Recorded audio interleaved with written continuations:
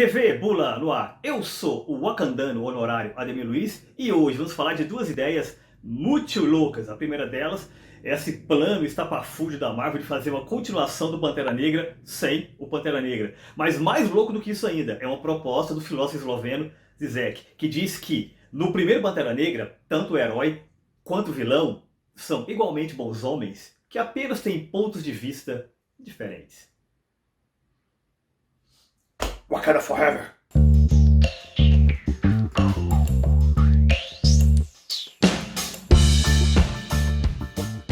Primeiro, vamos tirar o elefante das savanas africanas da sala. Todo mundo sabe que vai estrear daqui a alguns meses a continuação do filme Pantera Negra, grande sucesso da Marvel, um dos melhores filmes da franquia, e que se chama Wakanda Forever. E eles optaram por, da mesma forma que aconteceu na vida real, com o infelizmente falecimento do Chadwick Boseman, grande ator, né, que interpretava o T'Challa, né, o Pantera Negra, eles também mataram o personagem na tela. E isso mudou tudo. Pelos trailers e notícias de bastidores, o que dá a entender é que o foco agora serão os coadjuvantes do primeiro filme. E vai ter acréscimos também, vai ter o Namor, Atlântida, inclusive um Namor bastante duvidoso, pelo menos pelo que vimos até agora. E isso, por si só, não é um problema. O problema fundamental é que o personagem T'Challa, ele tinha ainda muita trajetória para cumprir. É claro que o nerd Nutella, fanboy do MCU, vai justificar. Não. Você não entende nada de Pantera Negra. Na verdade, Pantera Negra é mais ou menos como o fantasma do Lee Falk. Ele não é uma pessoa, ele é um título. Várias pessoas são Panteras Negras ao longo do tempo. Você não entende nada mesmo. Claro, essa informação por si só é verdadeira. Obviamente, e vimos isso no primeiro filme, ao longo do tempo, várias pessoas assumiram o manto do Pantera Negra. Mas o que importa é que o T'Challa, o personagem T'Challa, esse Pantera Negra em particular, ele passou por várias coisas. Vou dar um exemplo aqui de muitos, que ele é particularmente eloquente. Estão entrando os X-Men no universo cinematográfico da Marvel, né? Já temos várias pistas aí e tal. E sabemos que onde tem X-Men, tem Wolverine, tem Ciclope e tem Tempestade, tem a Aurora. E nós sabemos que a Aurora, em um determinado momento, ela se casa com o Pantera Negra. Como que isso vai acontecer se o T'Challa está morto? Será que ela vai casar e viuvar ao mesmo tempo? Zumbis Marvel? É claro que compreendemos que a Marvel quis prestar uma homenagem, aliás, muito justa, ao Chadwick Boseman. Mas o fato é, será que isso não poderia ter sido feito de outra maneira? Afinal de contas, Pantera Negra sem Pantera Negra é golpe. E por falar em golpe, vamos falar sobre o filósofo lituano Slavoj Zizek. Tenho certeza que você já viu o tipo por aí. Aquele cara que ele é tão obviamente louco, tão obviamente desvairado, né, pela maneira como fala, pelas ideias que defende, pelos tics, que ele só pode estar fingindo. Mais ou menos aquele registro de Hamlet, de Shakespeare, né? Então, Zizek é mais ou menos por aí. Ele só pode estar fingindo. Não é possível. Ou vocês acham que é normal o sujeito postar uma foto em sua caminha com uma foto de Stalin na cabeceira? Até quem gosta de Stalin de verdade costuma fingir, dourar a pílula, dizer que não foi bem assim e tal, né? Dizer que não. Fotinha na cabeceira. É um personagem, com certeza. Mas uma coisa temos que admitir. Fingindo ou não, sendo um personagem ou não, Zizek é dono de uma mente poderosa. Até os seus inimigos, os inimigos mais declarados, admitem isso. Por exemplo, o recentemente falecido filósofo inglês conservador Roger Scruton, no livro Tolos, Fraudes e Militantes, que é uma espécie de continuação, revista e ampliada do clássico Pensadores da Nova Esquerda, ele definiu Zizek por sua capacidade de comunicação como verdadeiro Kraken e extremamente culto. Libertem o Kraken. E o próprio craque do conservadorismo americano, conservadorismo, não reacionarismo, Milo Yiannopoulos escreveu o seguinte sobre Zizek, abre aspas, provavelmente a mente mais poderosa da esquerda hoje é de Slavoj Zizek, e ele apoiou Trump em vez de Hillary Clinton. Expliquem isso, crianças. Um dos pontos fortes de Zizek é usar a cultura pop para transmitir suas ideias, particularmente o cinema. Tem até documentários sobre isso, escreveu vários livros, um até bastante conhecido sobre Matrix, Bem-vindo ao Deserto do Real. E ele lançou também este daqui, Lacrimae Hero, ensaio sobre cinema moderno, que tem um artigo que se chama Dois Panteras Negras, que será tema da nossa reflexão. Ele abre o artigo com uma ideia bastante interessante, chama a atenção para o fato de que tanto a esquerda quanto a direita, de modo geral, aprovou Pantera Negra, o primeiro filme. A esquerda porque viu nele a exaltação da questão da identidade negra e tudo mais e tal, enquanto que a direita porque enxergaram no isolacionismo wakandiano aquela ideia de a América em primeiro lugar. Ou seja, a Wakanda seria uma espécie de metáfora para o período trumpista. Ou seja, para ele, cada um dos lados do espectro político, esquerda e direita, cada um viu o que queria ver, mas nenhum dos dois viu o que deveria ter sido mostrado. E ninguém viu porque não estava lá, pelo menos não de maneira óbvia. Que seria o fato de que a adoção primeira de Pantera Negra deriva necessariamente do movimento político dos Panteras Negras da década de 60 nos Estados Unidos. Ou seja, o Wakanda Forever, na verdade, é isso. Mas, segundo Zizek, pior do que simplesmente diluir as ideias políticas dos Panteras Negras, aconteceu algo muito mais deletério, que foi a transformação dessas ideias em algo vilanesco. Isso acontece pela maneira como é apresentado o vilão do filme, as aspas são do Zizek, que é o Eric Killmonger, interpretado pelo sempre ótimo Michael B. Jordan, também conhecido como Filho de Apolo Doutrinador. A dualidade entre os primos T'Challa e Killmonger se daria da seguinte forma.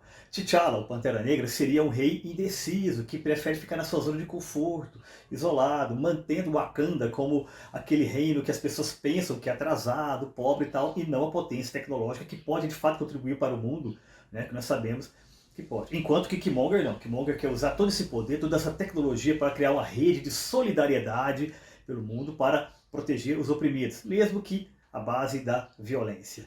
Quem pensou em Martin Luther King e Malcolm X, na verdade errou de franquia, porque isso combina muito mais com X-Men. Mas para Zizek não resta a menor dúvida, Killmonger é o verdadeiro herói do filme. Com a palavra, o próprio Zizek. Abre aspas. Quais são os sinais que nos permitem reconhecer na figura de Killmonger o verdadeiro herói do filme? São muitos. Talvez o mais forte esteja na cena de sua morte, em que o gravemente ferido Eric opta por morrer ao invés de ser curado e sobreviver na falsa abundância de Wakanda. O forte impacto ético das últimas palavras de Killmonger imediatamente desmonta a ideia de que ele seria um simples vilão convencional. O que se segue é então um momento extraordinariamente caloroso. Pouco antes de morrer, Killmonger senta-se à beira do precipício de uma montanha observando o lindo pôr do sol de Wakanda e seu primo, T'Challa, que acaba de derrotá-lo, senta-se ao seu lado. Não há ódio aqui. Apenas dois homens bons com visões políticas diferentes compartilhando seus últimos momentos juntos após o desfecho da batalha. Dois homens bons com visões políticas diferentes? Na dúvida, voltemos ao filme. Eu acho que não resta dúvida de que o T'Challa, o Pantera Negra, é de fato um bom homem, um bom rei. Aquela cena no início em que ele atua para desmantelar uma quadrilha de tráfico humano já é prova mais do que o suficiente. Mas e o Eric Killmonger? Vamos aos autos do processo. Logo no começo do filme, ele mata um monte de gente em um museu para roubar um artefato wakandiano. Burgueses que estavam visitando, mas também proletários que trabalhavam ali na segurança. Talvez o Zizek diria que ele apenas usou força excessiva. Logo na sequência, rola um desentendimento entre os vilões e o Garra Sônica toma a namorada do Killmonger como refém, a usa como escudo humano, tentando barrar o seu avanço. O que o Killmonger faz? Ele romanticamente atira na namorada para tirá-la do caminho e poder chegar no Garra Sônica. Talvez o Zizek diria: o relacionamento não estava bom. Algumas cenas depois, após derrotar o T'Challa no primeiro combate, o que o Killmonger faz? Ele pega o adversário e o joga do precipício, mesmo ele estando em defesa e já devidamente derrotado. Talvez o Zizek diria que, não, apenas briga de família. Poucos segundos depois, o Killmonger mata a sangue frio o sacerdote de Wakanda. Neste caso aí, talvez Zizek iria dizer: só vai haver verdadeira liberdade quando o último nobre for enforcado nas tripas do último padre. Neste caso aqui, o sacerdote wakandiano valendo como padre, tá bom?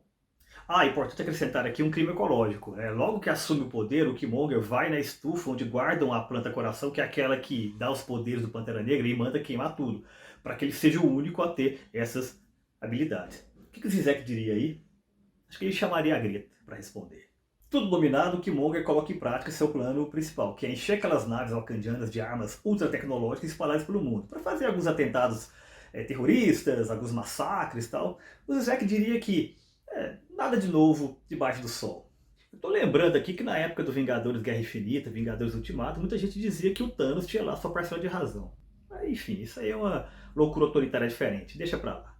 Lembrando que o Zizek justifica as atitudes do Killmonger, essa ideia de que vou arrumar o mundo na base da porrada, na base da violência, por conta de sua trajetória. Ele era um órfão, criado na pobreza e na violência, teve o pai assassinado pelo próprio pai do T'Challa, ali num drama familiar que é muito bem explorado no filme. E uma vez que o Killmonger entra no exército americano e se torna membro das forças especiais, ele é deturpado por isso. Ele se torna um assassino pago pelo governo e depois é um mercenário. O bom e velho bom selvagem, que é deturpado pelas forças do poder constituído. Mas tem um detalhe importante aí. Talvez essa vida de pobreza e violência poderia ter justificado, na trajetória do Killmonger, alguns atos de excesso, né? Talvez um ou dois assassinatos que, enfim, ali no gueto eventualmente podem acontecer por conflitos e tudo mais. Mas tem um probleminha aí nesse caso. Quando o Killmonger tira a camisa para a primeira luta com o T'Challa, descobrimos uma coisa muito importante. Na verdade, duas. Primeiro, descobrimos que o Michael B. Jordan fez o dever de casa. É isso aí, mano. Tá fibrado. Mas também descobrimos que ele tem o corpo cheio de centenas, talvez milhares de marcas feitas à faca.